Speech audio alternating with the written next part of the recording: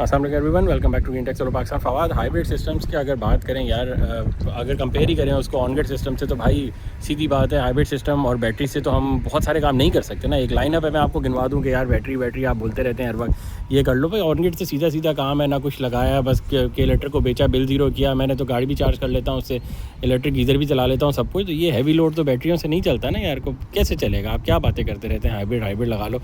अगर आज लोगों ने लगवा भी लिया तो कल को क्या करेंगे? जब वो इलेक्ट्रिक गाड़ी ले लेंगे या इलेक्ट्रिक स्कूटी ले लेंगे या इलेक्ट्रिक स्टोव ले लेंगे, तो फिर वो क्या करेंगे? रात में तो नहीं, जब भाई दिन में तो चलो सोलर है, डायरेक्ट आपने चलवा दिया हाइब्रिड सिस्टम से। रात में बैटरी जो 50 किलोवाट आवर का बैटरी बैंक है, वो कैसे चार्ज करेंगे यार? सही बात है, कैसे चार्ज करेंगे? एक मेजर कंसर्न है, मेजर इशू है और मेजर प्रॉब्लम है। तो इसमें आपको कुछ नहीं करना। अगर एक हाइब्रिड इन्वर्टर लगा हुआ है, उस पर सोलर पैनल्स लगे हुए हैं और बैटरी लगी हुई है, तो आपने जाके कोई चाबी नहीं घुमानी जिससे वो चार्ज होगा, वो खुद ही चार्ज हो जाता है। और दिन में जब सोलर प्रोडक्शन हो रही होती है तो आपका ऑन ग्रिड इन्वर्टर सारी बिजली ग्रिड को बेच रहा होता है, तो उसमें आप क्या करते हैं? जाके कोई चाबी घुमाते हैं जिससे वो प्रोडक्शन करके बेचता है? ऐसा कुछ भी नहीं करते आप। इसी तरह हाइब्रिड इन्वर्टर में भी आपको कुछ भी नहीं करना, उसमें एनर्जी को स्टोर कर लेना है बैटरी के अंदर, एक्स्ट्रा एनर्जी को सेल करते रहना है ग्रिड के अंदर, क्योंकि हाइब्रिड में भी नेट मीटर की कैपेसिटी होती है।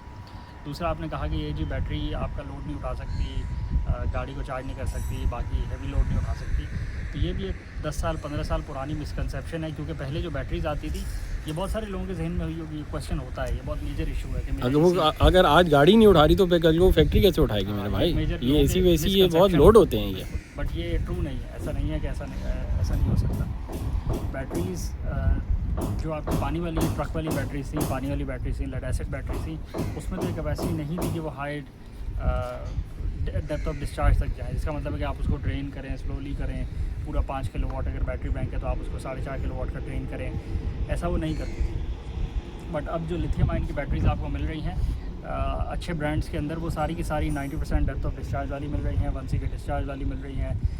उनके लाइफ साइकिल्स उस पर मैंशनड होते हैं, वारंटी टर्म्स उनकी बहुत अच्छी हैं, अट्रैक्टिव हैं। तो वो अगर आप अच्छे तरीके से डिज़ाइन करें तो आपकी अगर एक गाड़ी है, लेट्स अज्यूम BYD शार्क आप ले रहे हैं जो नया ट्रक लॉन्च हो रहा है, अगर आप वो लेते हैं उसमें कितना 20 चलें, वो तो PHEV है, 20 किलोवाट का उसका BYD ऑटो आप 49 किलोवाट आवर का बैटरी बैंक, 50 किलोवाट आप उसको अज्यूम कर लें। तो 50 किलोवाट के बैटरी बैंक को अगर आप लेट्स अज्यूम बैटरी से चार्ज करना चाह रहे हैं, तो 50 किलोवाट की अगर आपने घर पे बैटरी लगाई हुई है और आप चाहते हैं कि रात में किसी भी एक दिन चार्ज करना है, तो एक दिन रात में उससे बैटरी को अपनी चार्ज कर लें। दिन में सोलर से अपने सोलर सिस्टम की बैटरी को चार्ज कर लिया 50 किलोवाट की, और रात को उस 50 किलोवाट की बैटरी बैंक से आपने अपनी इलेक्ट्रिक गाड़ी को चार्ज कर लिया, जो कि एक दफ़ा चार्ज करना है, फिर आपके हफ्ता 7 दिन 8 दिन 10 दिन वो निकाल देगी। बाकी 6 7 8 दिन आपको बैटरी बैंक अपने से गाड़ी को चार्ज करवाने की ज़रूरत नहीं फील होगी। तो और वो बैटरी बैंक सुबह में अगले दिन फ़ौरन चार्ज भी हो जाएगा, फिर चार्ज और रिप्लेनिश होएगा। अगर आप रोज़ रात को भी चार्ज करना चाहें तो कर देगा? तो कर सकते हैं, मना तो नहीं करेगा? नहीं, वो मना नहीं करेगा। उसमें कोई ऑप्शन नहीं है कि वो आपके हुक्म को मना करे। आपने कमांड दी है, उसको करना। आपने कमांड नहीं दी, उसके अंदर फीचर है, आपने प्रोग्रामिंग करनी है, वो चल पड़ेगा, वो चार्ज कर देगा उसको। एंड ऑफ स्टोरी को इसमें नो क्वेश्चन आस्क्ड है। आप ये भी मेथड कर सकते हैं कि बजाय से कि एक ही रात को पूरा चार्ज कर लें गाड़ी को, आप लेट्स अज्यूम 4 बजे वापस घर आ जाते हैं, गाड़ी आपके घर पे पार्क हो जाती है, आप 2-2.5 घंटे जो बचे हैं सोलर सनलाइट के, आप उसमें भी गाड़ी को चार्ज करवा सकते हैं। जितनी भी पावर सोलर से आ रही है उसकी बेसिस पे, तो उसमें भी आपका 7 दिनों में गाड़ी फुली चार्ज ही रहेगी, कभी भी डिस्चार्ज नहीं होगी। तो ऐसा नहीं है कि आपकी बैटरी से चीज़ें नहीं चलती। हाँ, तब नहीं चलती जब बैटरी छोटी हो और लोड बहुत ज़्यादा हो, जब सिस्टम डिज़ाइन ही ना हुआ हो सही से। 1C का डिस्चार्ज, बैटरी की कैपेसिटी, बैटरी के लाइफ साइकिल, बैटरी का डेप्थ ऑफ डिस्चार्ज, ये चीज़ें मैटर करती हैं। अगर आप इसको देखे बगैर सिस्टम डिज़ाइन करेंगे तो फिर वो नहीं चलेगा।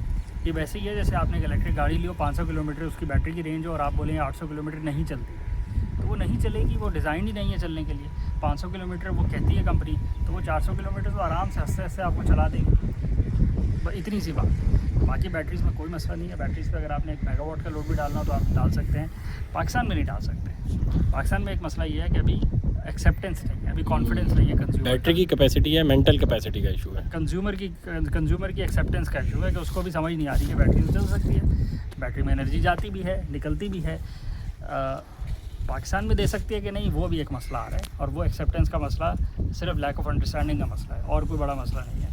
टेक्नोलॉजी का इशू नहीं है। टेक्नोलॉजी का इशू नहीं है, टेक्नोलॉजी तो आपको बताया कितने आप गीगावाट आवर्स की बैटरीज भी लग रही हैं, ग्रिड लेवल पे भी लग रही हैं। ऑस्ट्रेलिया सारा साउथ ऑस्ट्रेलिया में कितने बैटरी बैंक्स लग चुके हैं जो ग्रिड को सपोर्ट करते हैं पीक आवर्स में। बफर की तरह यूज़ कर का रहे हैं। हिसाब ही ख़त्म होने वाला है वहाँ तो। थोड़ा सा ये एक्सप्लेन कर सकते हैं कि विक्टोरिया में- इनको किस तरह बफर की तरह यूज़ कर रहे हैं और पाकिस्तान में किस तरह बफर के लिए एक्स्ट्रा एनर्जी हर वक्त बना के रखनी पड़ती है। हाँ, पाकिस्तान में ये करते हैं कि एक्सेस बिजली बना के रखते हैं और उसकी फिर कॉस्ट बेयर करते हैं। तो उसकी कॉस्ट को ये कहते हैं, ये वो हो गया आपका कुछ भी कह लें, खर्चा हो गया, हाँ। कोई नाम दे दें आप, कुछ भी कह लें, खर्चा तो खर्चा हाँ। हो गया, पैसे तो देने हैं ना, जिसके भी देने हैं और जिस भी वजह से देने हैं, तो फिर कंज्यूमर को बेयर करना पड़ता है एट दी एंड। अगर नहीं कंज्यूमर बेयर करता तो फिर टैक्स पेयर मनी से पे कर रहे होते हैं, तो लॉस ही होता है जनरली। तो अगर अगर आप प्रोडक्शन को बिल्कुल स्ट्रीमलाइन करके रखें और आपको कभी भी लगे कि ग्रिड के अंदर डिमांड बढ़ जाएगी कंज्यूमर्स की, तो बजाय से कि हम एक्स्ट्रा पावर प्रोड्यूस करके रखें, आप बैटरी बैंक्स वैसे बफर रखते हैं, तो उसमें आपने कोई प्रोडक्शन कॉस्ट आपकी कोई है। बैटरीज में जो आप एनर्जी स्टोर करते हैं वो 3-3, 4-4 महीने तक फुल कैपेसिटी पे पड़ी रहती हैं, बैटरीज डिस्चार्ज नहीं हो जाती बड़ी। तो इसको कहते हैं एज अ बफर आप बैटरी बैंक को यूज़ करना।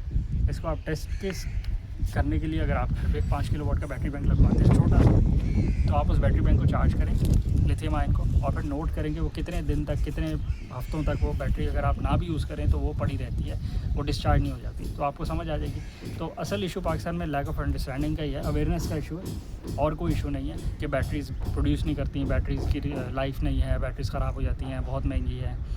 अगर सही से सिस्टम डिज़ाइन हो तो बैटरी की लाइफ इतनी है कि वो आउटलास्ट नहीं करती, वो मल्टीपल टाइम्स अपनी जो बेनिफिट है वो आपको दे के जाती है। और फिर अगेन वो रिसाइक्लेबल मटेरियल भी है, बट अगेन पाकिस्तान में अभी उसका भी कॉन्सेप्ट को बहुत ज़्यादा नहीं चल पा रहा। तो जब वो चलेगा तो आपको एक और एडिड बेनिफिट भी मिलेगा, बट अभी उसके बगैर भी वो बेनिफिशियल है ही, वो इसमें नो ब्रेनर वाली बात है। असल में आपको